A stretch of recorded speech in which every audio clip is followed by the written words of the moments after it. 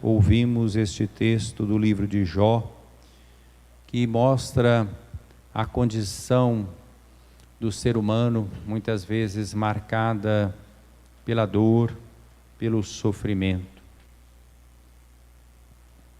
O texto tem, diríamos assim, em termos contemporâneos, quase que um sabor existencialista. Não é acaso uma luta a vida do homem sobre a terra? Seus dias não são como os dias de um mercenário. Nós vemos que nesse texto de Jó, comento rapidamente apenas, parece que o sofrimento perpassa o dia inteiro. É a situação de Jó, não é? Quando ele está deitado, ele pensa: quando poderei levantar-me?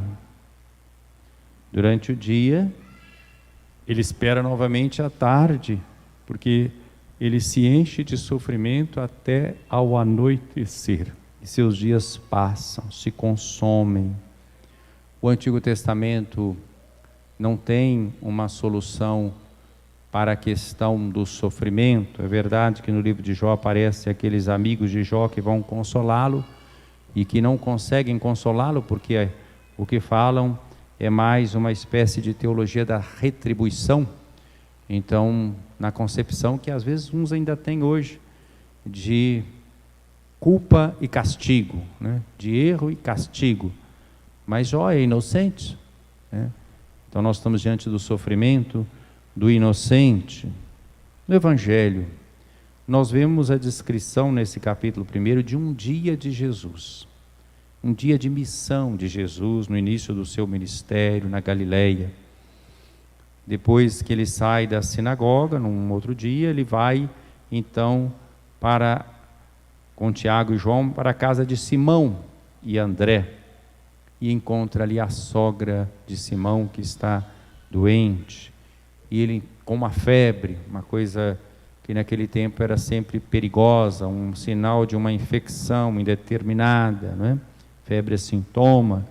Contaram a Jesus, ele se aproxima, a segura pela mão, ajuda a se levantar, e ela se põe a servi-los, né? A pessoa libertada, curada por Jesus, se torna uma pessoa capaz de servir, uma pessoa capaz de fazer o bem.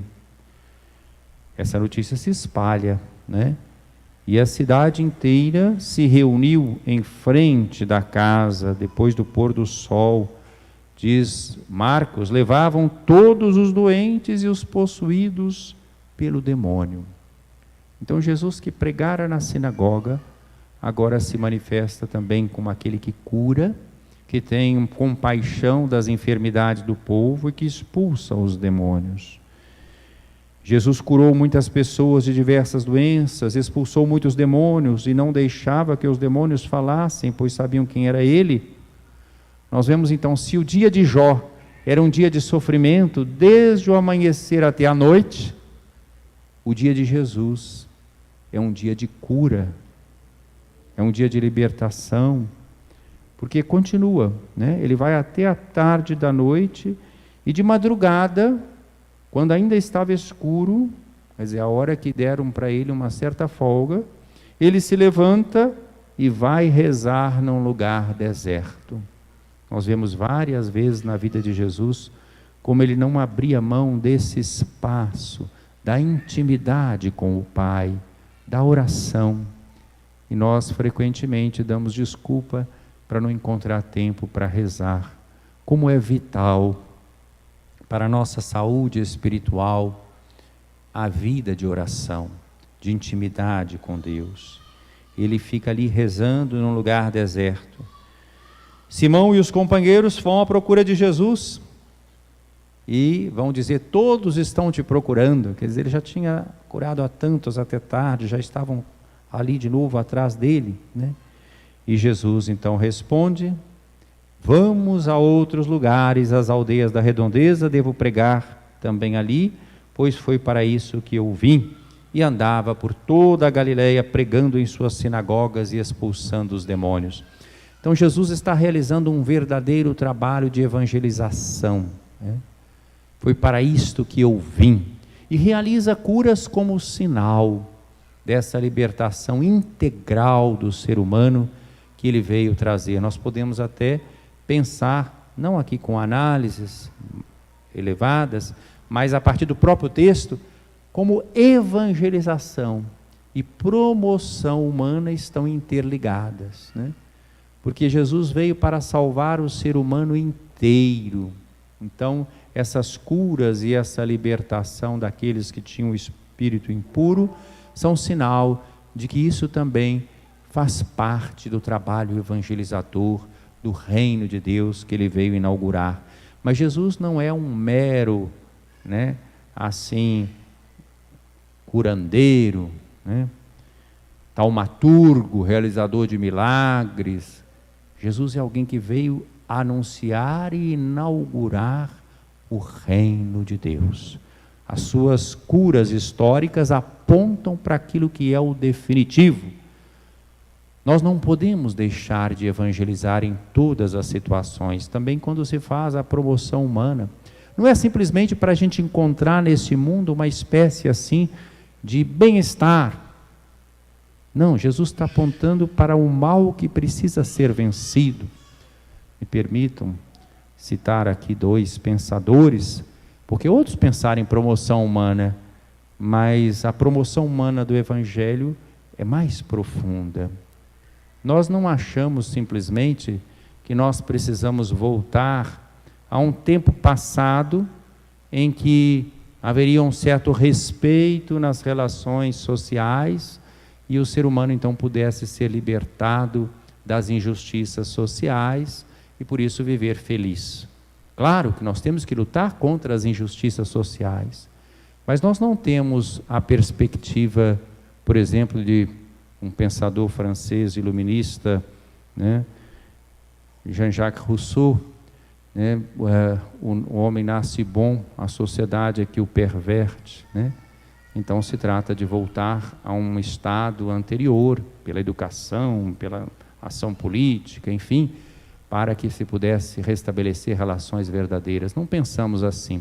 Também não pensamos como Karl Marx, que sonhava com um tempo onde não havia ou não houvesse a dominação, né, de uma classe sobre a outra. Ele que lê a história como a história da luta de classes. O Evangelho é bem mais profundo. Ele fala sim de uma promoção humana, de uma superação das injustiças, mas na perspectiva do reino de Deus. É preciso vencer aquilo que é a raiz de todas as injustiças, que é o pecado, e que se transforma em pecado social. Essas injustiças são a evidência de que o ser humano se afastou de Deus.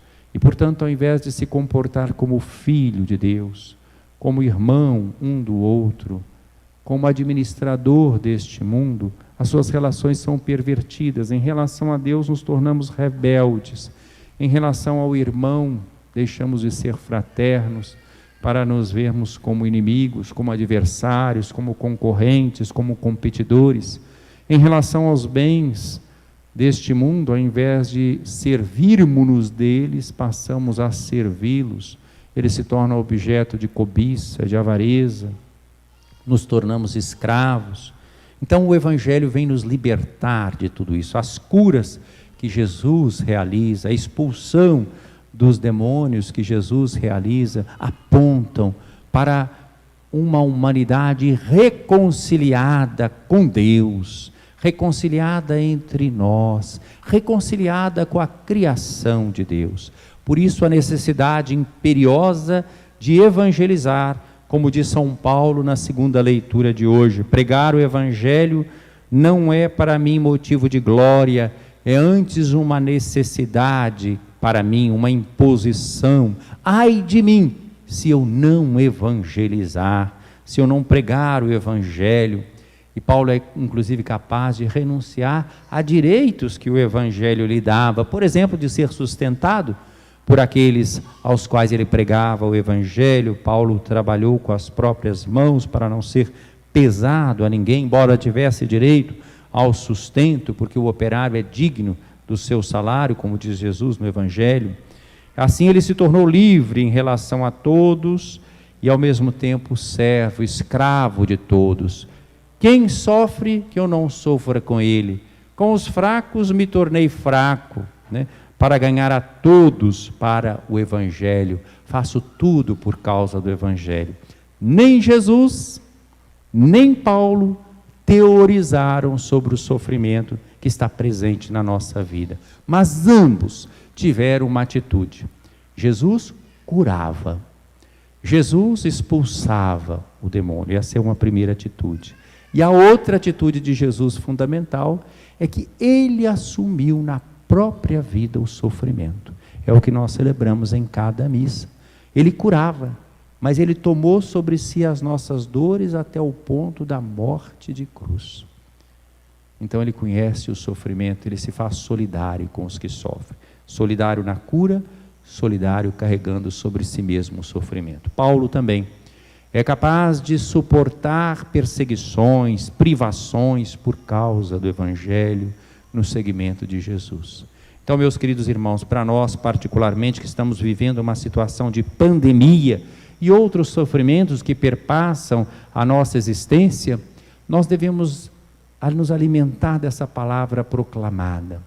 Não sermos pessoas de murmuração, mas de uma profunda confiança em Deus, e como Jesus e como Paulo, termos atitudes de cuidado, atitudes de solidariedade com os que sofrem, sem preocupar em teorizar sobre o sofrimento, mas querendo ser, sim, fraternos, solidários, cuidadores, sempre anunciando o Evangelho do Reino, que amplia o nosso horizonte e que permite-nos vislumbrar uma humanidade nova, não na clausura da imanência da história, mas na transcendência do amor de Deus, que se fez carne e que nos abriu um horizonte novo de vida, de esperança, de reconciliação, de paz, de amor.